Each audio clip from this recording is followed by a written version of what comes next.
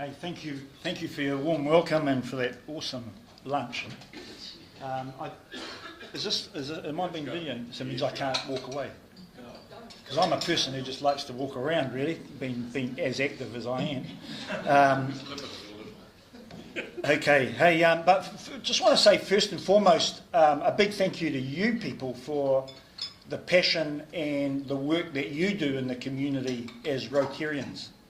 I had the immense privilege of getting a Paul Harris Fellow Award a couple of years ago at the Tony Rotary, and that really opened my eyes to the amount of work that Rotarians put into their community and the effect that you have. And I noticed on your website you talk about influence, and I just want to firstly acknowledge you and thank you for the tremendous influence that you have in the spheres that you operate. The sphere that I operate has been with young people and in sport. I love sport. I've done youth work for 35 years. Most people think I'm way too old to do it now, but I'll be a youth worker when I'm a granddad. I just absolutely love young people, and I love trying to make a difference.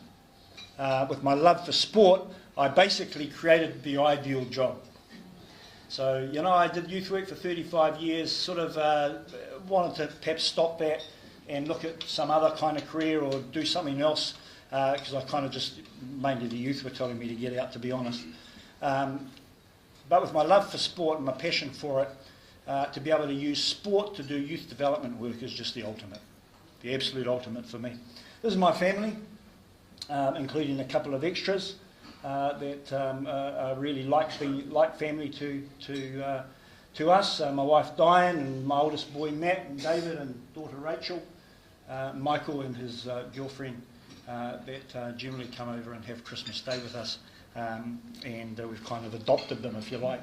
So that's my family. This is the staff that I work with. We have an office based in Lower Hutt. And we have about 12 staff now that are working with Ignite Sport. We started in 2007. Myself and Steve Willis, who's Nick Willis's brother, who now coaches the middle distance team for Athletics New Zealand. So he was an important influence right at the beginning of Ignite Sport. So I just wanted to quickly talk about changing lives through sport. So I'm going to give you a bit of a smorgasbord. We'll cover a fair bit, but I'm going to do it in less than 10 minutes. That's my goal anyway, and I'm sure you've got work to go back to. But changing lives through sport. My experience of doing youth and community work for the last 35 years, probably 30 years of that time I spent managing young people. Mainly at-risk young people, a lot of Pacific Island Māori youth. And I look back on my years as a youth worker and say I've done a lot of work, a lot of soul searching, a lot of rescuing, of young people who are in trouble. And I've turned the table a bit in terms of strategy now. And I guess you can look back on hindsight and see how you've done it and the mistakes that you've made.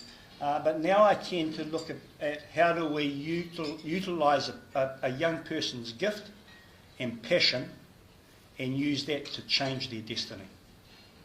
And that works when you can do that. When you can grab something that a person's passionate about, you'll change the way that they live their life. Probably most of you in this room are passionate about something. A lot of you are very successful. Probably you're successful because of the passion that you have for what you do. And we've got to help young people identify, firstly, what they're gifted at. Someone said this, who can tell me? Sport has the power to change the world. The power to inspire, the power to unite people in a way little else can. It speaks to people in a language that they understand. Absolutely believe the statement. Who said it? Nelson Mandela.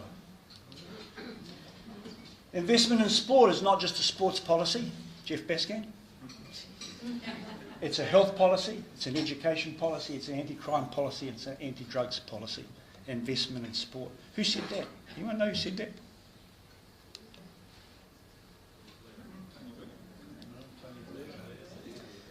As mentioned, we had the privilege of representing Wellington at the National Sport Community Awards in Invercargill in March this time last year. And it was a real honour for us to one, I guess, represent our region, but it was more of an honour for the work that Ignite Sport does with young people being recognised within the community. And this little video clip was a presentation that was made at that event. And so I thought what I'd do is show you that, because it's the best way for me to explain what Ignite Sport does. Thank you.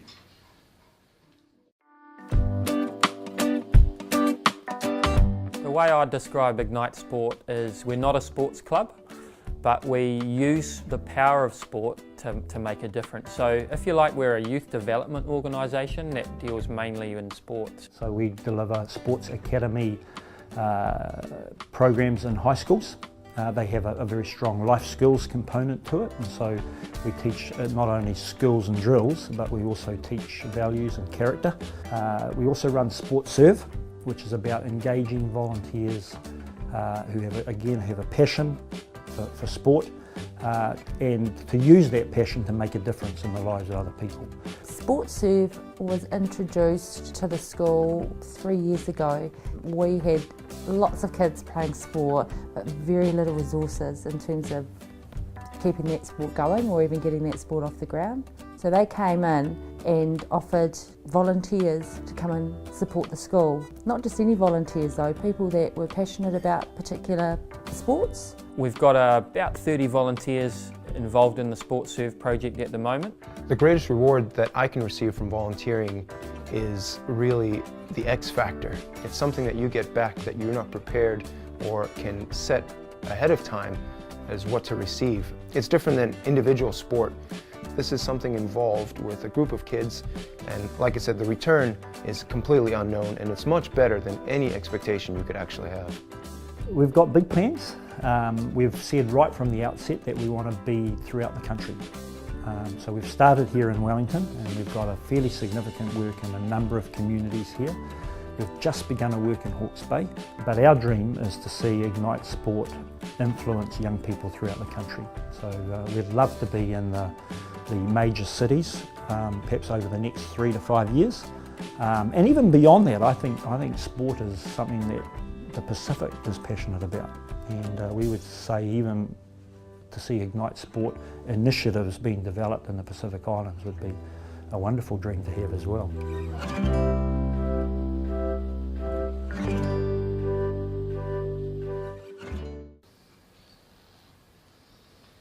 Sebastian Coe said, sport is often the hidden social worker in our communities. It really does have the opportunity to access areas that few other activities actually do. For us as a sports-mad nation, not to use sport to engage with young people just doesn't make sense. To not use sport. A lot of our young people, particularly Māori Pacific Island young people, are incredibly gifted and naturally talented when it comes to both music, dance and sport. And so it makes perfect sense that we would have an organisation like Ignite Sport set up in order to use that as a way of changing lives. Just watch this video clip for a minute.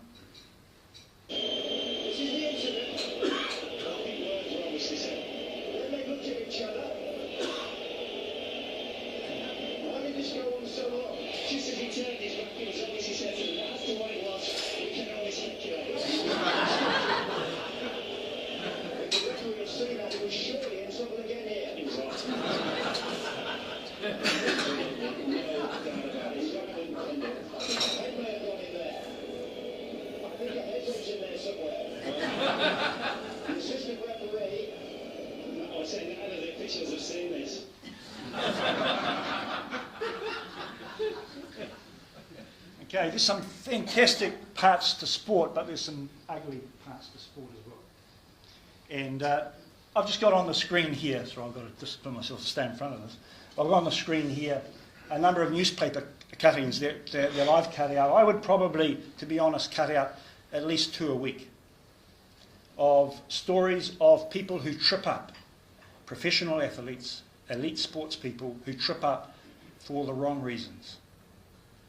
And they're often reasons, things where they often trip up in circumstances like using alcohol, drugs, violence, drink driving.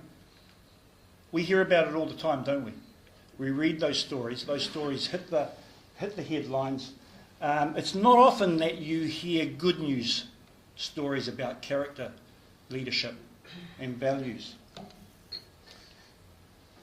In Ignite Sport, we use this terminology called inner fitness, and it's helping young people understand that as much as you need to develop yourself as an athlete to reach your full potential on the field, you've also got to develop your inner fitness. You can learn the drills and the skills, you can learn how to play the game well, you can learn the tactics that are needed as a team on the field, but if you haven't developed your own sense of inner fitness, you haven't got a lot to offer your team. And you're more likely to be a person who will trip up off the field for all the wrong reasons. Unless you develop your inner fitness, you're not going to reach your full potential as an athlete. That's the message of Ignite Sport.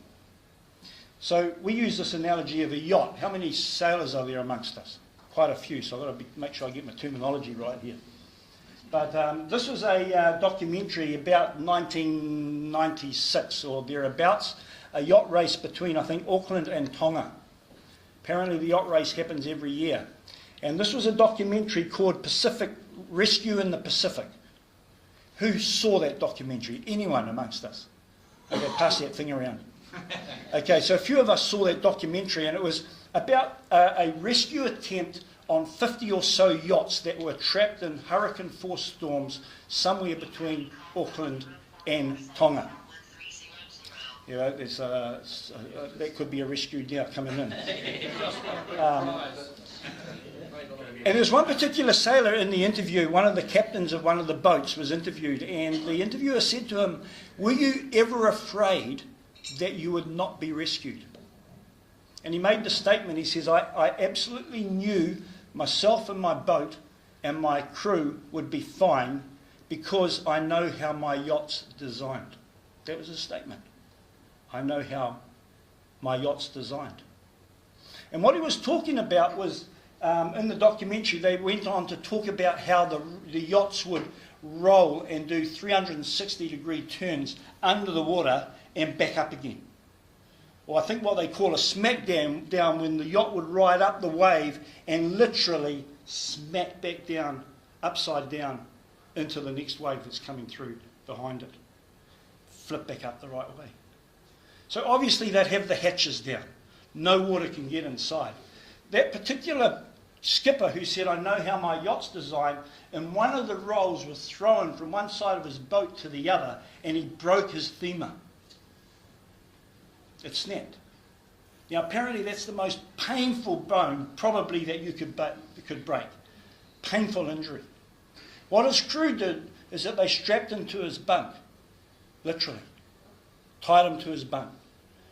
So it's like a cork in a washing machine. Now I'd be pretty horrified at this stage. Not only would I sort of suffer, from, what do you call it, when you're you panic, when you're in confined spaces. Yeah, exactly. Yeah, all of that. I would have suffered all of that and more. So this is a horrific experience for him. But what he was saying when he talks about how his yacht's designed is quite simple, and it's easy for us to understand. When we go down to the marina, we see the beautiful boats tied up. We look down on the yachts and we can see how well the sailors take care of their boats. They put a lot of money into them. They take good care of them. The decks are polished. The brass is polished. The ropes are new. The sails are trimmed. And just absolutely brilliant. They look fantastic when you look down on a boat.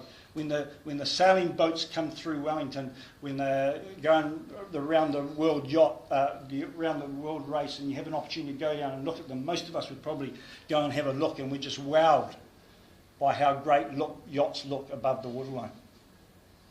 But we never really know what happens below the waterline, what they look like. We never see what a yacht looks like below the waterline. In fact, America's Cup yachts, when they lift the boats out of the water, they have a skirt so that no one can kind of see the design and how well they're designed. But what's designed in a boat below the waterline is critical. if a yacht is to work. And so when the skipper talks about, I know how my yacht's designed, this is what he's talking about. I think they call it ballast, is that correct? In other words, what's below the waterline is heavier than what's above the waterline. So when a boat spins or does a flip in the ocean, it will always naturally correct itself, right? If what's below the waterline is heavier than what's above, it'll naturally right itself. One of the things that we've done in New Zealand sport is this. We've helped athletes develop a reputation. All the things that are above the waterline. They look good. What they wear, the colour boots they wear. You can be sure when Dan Carter puts on his bright pink boots, one season, nearly every kid at Saturday morning rugby will be wearing what? Bright pink boots. That's the power of influence. When Ma'anonu takes the field, how does he wear his hair? He has his style. Then he brought in the eyeliner.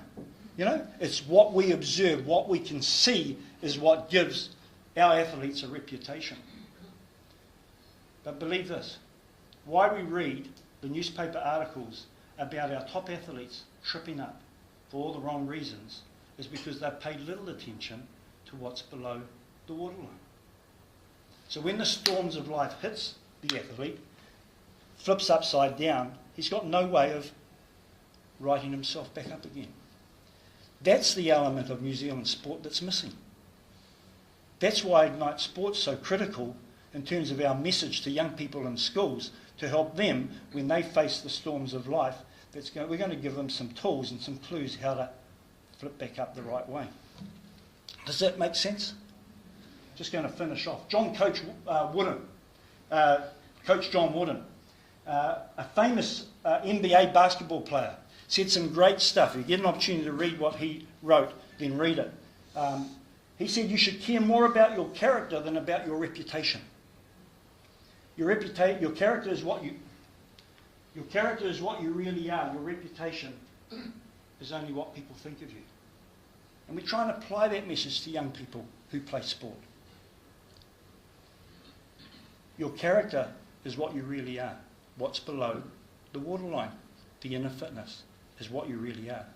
Your reputation is purely what people think of you. Jerry Collins did a tackle on Colin Jarvis, All Blacks versus Wales, 2003. I think it was played in Hamilton. And some of you may remember this game, but Jarvis was carrying the ball and Collins did this almighty tackle. Hit him hard. Knocked him out. The play went on. The All Blacks, the ball was spilled. The All Blacks gathered it. It went through the back line. A kick was made and they almost scored a try in the corner. Some commentators were saying that if Tana Umanga was in the back line, he probably would have added the impetus which would enable the All Blacks to score the try. But Tana Umanga was somewhere else. He was taking care of Jarvis. He flipped him up, put him in a recovery position, put his fingers down his mouth, pulled his tongue out because he was swallowing his tongue, and waited for the medics to turn up. How awesome is that? A person who probably, if he was a team player, left the injured player in order to try and reach his goal. And so Tana Umanga was actually acknowledged by the Welsh Rugby Union for this incident, for this act of humanity, I guess, is what you'd call it. This is character. He has value. He's worked out some values for himself. He has leadership. Great men make great All Blacks, Graham Henry said. And that's a famous quote of his. Great men make great All Blacks, not great rugby players. So Ignite Sport, our aims is to raise aspirations of young people through sporting excellence, academic achievement and personal development. Our hope is to change the lives of young people through the medium of sport by building self-belief, achieving success and shaping a person's future. I want to finish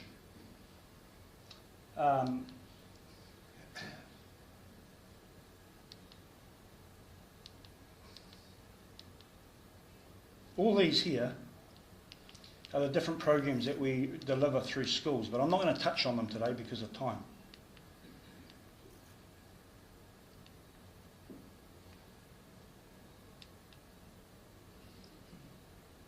Currently where we're working, and the new schools that have asked us to go and deliver in those schools. Impact on achievement. This is what we expect from our involvement within a school context of young people who engage using sport as their motivation.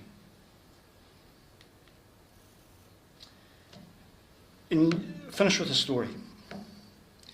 4 years ago, Helen Hardwick, head of PE, Porirua College, rings me up, says, Kevin, can you help? We've got 25 boys currently in year 10, highly at risk. We don't expect any of them to be at school by the end of the year. Now, year 10 is fourth form. We're talking 14, 15-year-olds. What can you do? So he said, well, what are they interested in? They all play rugby. That's enough. So we developed a program for these 25 boys, Porirua College, 4 years ago. And it was focused around a sports academy program. We would teach them life skills. We would do crazy things with them. We'd put them in the van, take them to a farm way out in the outblocks, go there for the day, and we'd do sheep mustering for a day. And so we'd do team building doing sheep mustering. Most of the young people are Polynesian boys, never experienced life on a farm. So we're saying from a youth development perspective is what do we do and what can we do that takes young people out of their comfort zone that challenges and changes them. So it's an example of one thing that we did that year. We met with those boys every week and took them out for a whole day. So the school was this desperate. I said, how much time can we have with them? She said, you decide. Take them out for as long as you like, whenever you like. That's how much. That's how much trouble these boys were in, and how much trouble I would say they were causing within the school system. End of the year came. They stayed at school all year. They all enrolled the next year. Got the phone call. Hi Kevin, it's Helen here. What are you going to do with the boys this year? And so we thought, heck, let's develop a new program. Let's call it Sports Ambassadors. So we're going to teach these boys how to lead themselves. And so they spent another year with us, year 11. Year 12, same thing. Kevin, your Sports Ambassadors program worked really well. They've all enrolled again. What are you going to do with them this year? And so we said, well, heck, let's develop another program. Let's just call it Sports Leaders. And that's all about leading others. That was the focus of that year. So those boys, we spent another year with them. They all continued to play rugby, and they played in Premier 2 grade. They were promoted to Premier 2 grade in college sport. And then they finished that year. The next year, same phone call. Kevin, what are you going to do year 13? So he said, let's make Sports Leaders 2, second year. And those boys all completed at bar one. They finished their last year of school, high school, year 13. The one that didn't complete it ended up going to Scots College on a scholarship because he was such a good rugby player. The year 13 year, Porirua College were in the Premier 1 grade of college rugby. First time in 26 years. Now, why am I telling you this story? That's youth development at its best. Helping young people determine their own future using the passion and using the gift that's already inside them as motivation for change. And now 2 years those boys have been out of school and are doing some remarkable things. I keep in contact with them. There's only 4 of them that don't have a job. The rest of them are in employment or in study. One is studying music in Auckland. One of them, Joseph Thomas Baker, got a scholarship to St Kilda's, now has an AFL scholarship playing Australian rules. They're doing some remarkable things. And when I think back at year 10, our education system, we almost lost them. Youth development through sport, I think, is critical for a lot of our Māori and Pacific Island young people. It's such a great vehicle. Thanks for listening, and I appreciate you taking the time to be here to listen to what I've got to say. Sorry I can't show you anymore.